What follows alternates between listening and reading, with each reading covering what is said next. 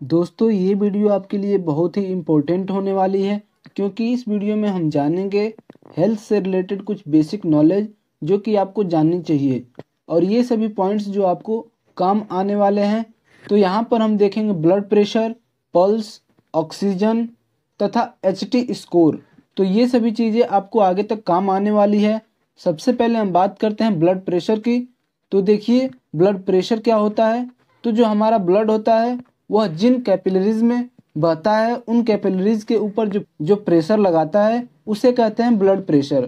अर्थात जो ब्लड नलिकाओं में बहता है तो उस नलिकाओं के ऊपर प्रेशर लगाता है वह ब्लड प्रेशर कहलाता है। जो ये ब्लड प्रेशर होता है दो तरह का होता है, सिस्टोलिक ब्लड प्रेशर तथा डिस्टोलिक ब्लड प्रेशर। तो यहाँ पर जो सिस्टोलिक ब्लड प्रेशर होता है वो हार्ट के कंट्रैक्शन के टाइम पर लगने वाला प्रेशर होता है।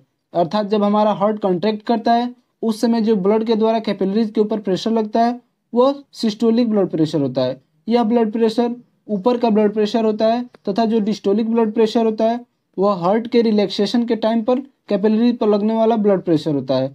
यह नीचे का ब्लड प्रेशर होता है। अर्थात जब हम लोग लिखते हैं 120/80 तो जो 120 होता है वो सिस्टोलिक ब्लड प्रेशर होता है और जो 80 होता है वो डिस्टोलिक ब्लड प्रेशर होता है। अब हम जान लेते हैं कि कब हमारा ब्लड प्रेशर नॉर्मल होता है, कब कम होता है तथा कब बढ़ा होता है।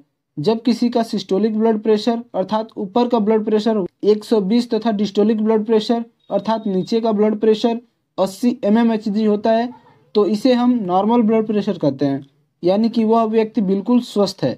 और अगर किसी व्यक्ति का ब्लड प्रेशर 120 तथा 80 mmHg से ऊपर होता है वह हाइपरटेंशन अर्थात उसका ब्लड प्रेशर बढ़ा हुआ होता है।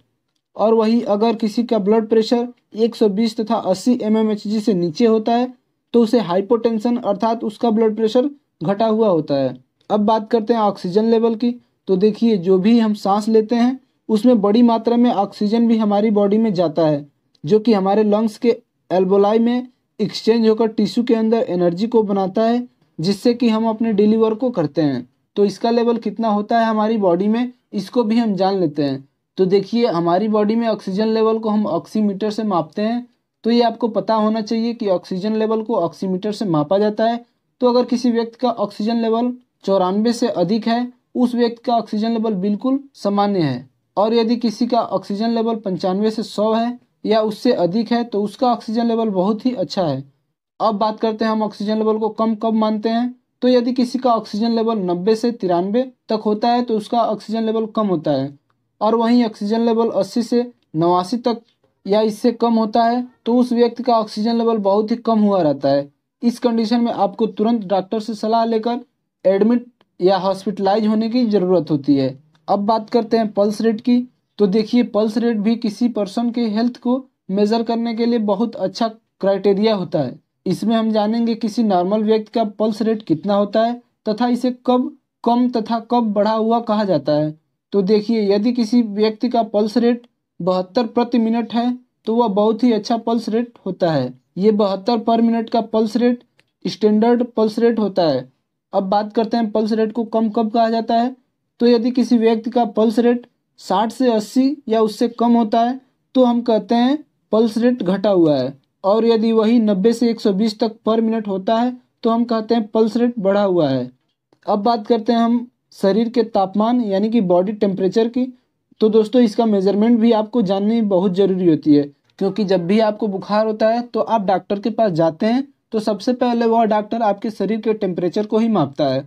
और बॉडी के टेम्परेचर को मेजर करने के लिए थर्मोमीटर का यूज़ किया जाता है। अब बात करते हैं नॉर्मल टेम्परेचर की। तो यदि किसी व्यक्ति का टेम्परेचर 92 से 98.6 डिग्री फ़ारेनहाइट होता है तो उसे हम लोग नॉर्मल टेम्परेचर कहते हैं। अर्थात 92 से 98.6 डिग्री फ़ारेनहाइट के टेम्परेचर होने पर हमें किसी भी दवा की ज़रूरत नहीं पड़ती है। हमारा जो बॉडी का टेम्परेचर होता है नॉर्मल टेम्परेचर होता है। और यदि किसी का टेम्परेचर 99 से 102 डिग्री फ़ारेनहाइट तक होता है तो उसे हम कहते हैं उस व्यक्ति को बुखार है अर्थात बॉडी का टेम्परेचर बढ़ा हुआ रहता है। अब बात करते हैं HRTC या फिर चेस्ट CT स्कैन की। ये जांच आजकल बहुत ही कॉमन है। इसमें हम किसी भी बॉडी पार्ट्स या ऑर्गन का डिटेल में एनालिसिस कर सकते हैं। तो यहाँ पर कुछ स्कोर दिए जाते हैं जैसे 0 से 8, 9 से 18 तथा 19 से 25। तो पहले हम इसे समझ लेते हैं कि ये होता क्या है। तो यहाँ पर हमने लंग्स का डायग्राम लिया है इसे समझने के लिए। तो देखिए लंग्स दो साइड होते हैं, यानी कि दो लंग्स होते हैं, राइट लंग तथा लेफ्ट लंग। सबसे पहले हम जानते हैं राइट लंग को। तो राइट लंग में 3 लोब होते हैं, सुपेरियर लोब, मिडिल लोब तथा इन्फेरियर लोब। जबकि लेफ्ट लंग में केवल 2 लोब होते हैं, सुपेरियर लोब तथा इन्फेरियर लोब। तो यहाँ पर हम हर लोब को 5-5 सीटी स्कोर देते हैं। जैसे मान लीजिए हर लोब को 5-5 सीटी स्कोर दिया है, तो टोटल 5 लोब है, और हर लोब को 5-5 स्कोर दिए हैं, तो टोटल हमारा सीटी स्कोर 25 होंगे। तो सीटी स्कैन में हम यही देखते हैं कि कितने लोब का कितने स्कोर खराब हुए हैं। मान लीजिए हमारे राइट लंग के सुपेरियर लोब से 3 स्कोर खराब हो गए हैं, तो हम कहेंगे कि हमारे 2 स्कोर ही सही हैं। तथा हमारे लेफ्ट लंग के सुपेरियर लोब से भी 2 स्कोर खराब हैं, तो हम कहेंगे 3 स्कोर ही सही है। तो इस तरह से टोटल हमारे लंग्स के सही स्कोर हुए 20, यानी कि हमारा 25 में से 20 स्कोर आएगा। इस तरह से हम सीटी स्कोर में देख सकते हैं कि हमारा लंग्स कितना डैमेज है या उसमें कितना इन्फेक्शन हो चुका है।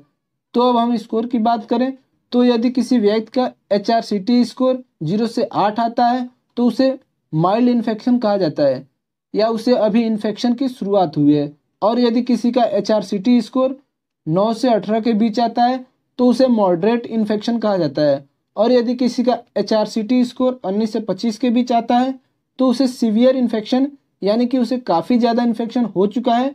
तो इससे आप जान सकते हैं कि किसी को कितना इन्फेक्शन उसके लंग्स में हुआ है। और साथ ही आपको ये जाननी भी ज़रूरी है कि माइल्ड इन्फेक्शन को नॉर्मल दवा से ठीक किया जा सकता है, जबकि सीवियर इन्फेक्शन में ऑक्सीजन तथा वेंटिलेटर की ज़रूरत होती है। तो आज की वीडियो में हमने देखा हेल्थ से रिलेटेड कुछ बेसिक पॉइंट्स जो आपको हर जगह पर ज़रूरत पड़ सकती है। अगर इसमें आपको कोई कन्फ्यूज़न या कोई डाउट हो तो कमेंट में पूछ सकते हैं।